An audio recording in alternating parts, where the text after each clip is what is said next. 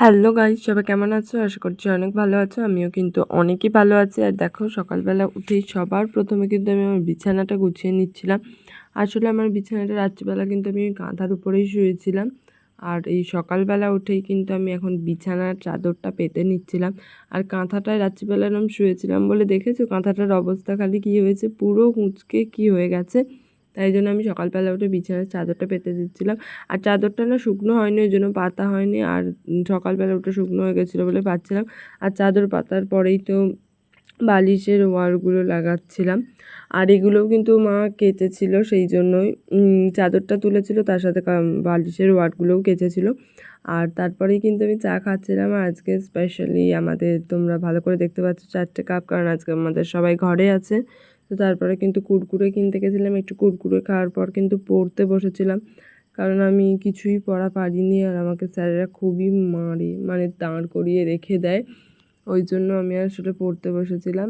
আর এখানে আমি কিন্তু একটু চাউমিন খাচ্ছিলাম, মানে টিফিন খাবারে চাউমিন খাওয়ার পরে কিন্তু একটু বাইরে গেছিলাম। আর স্পেশালি আমি বাইরে গেছিলাম একটু জামরুল পাড়তে। তোমাদের এখান থেকে আমি জামরুল দেখাচ্ছিলাম।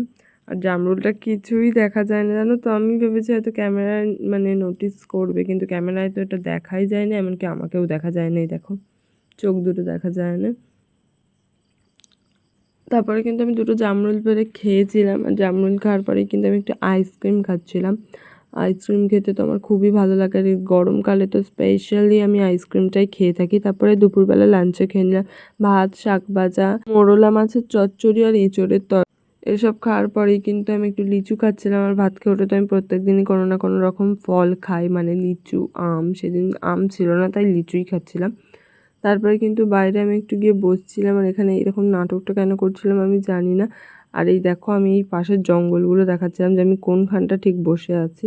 আমি একটা তাল গাছ ভাঙা, তার উপর বসে আছিলাম।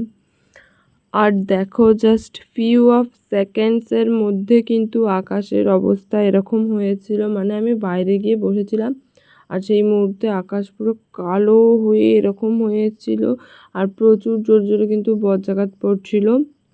বৃষ্টিটা কিন্তু তখনও শুরু হয়নি, তখন শুধু মেঘে আকাশ কালো হয়েছিল আর বজ্রাঘাত পড়ছিল, কিন্তু তারপরেই বৃষ্টিটা আবার শুরু হয়ে গেছিলো। আর এখানটা মেঘটা কীরকম লেভেলের কালো করে উঠেছিল দেখো, মানে কীরকম লাগছিল।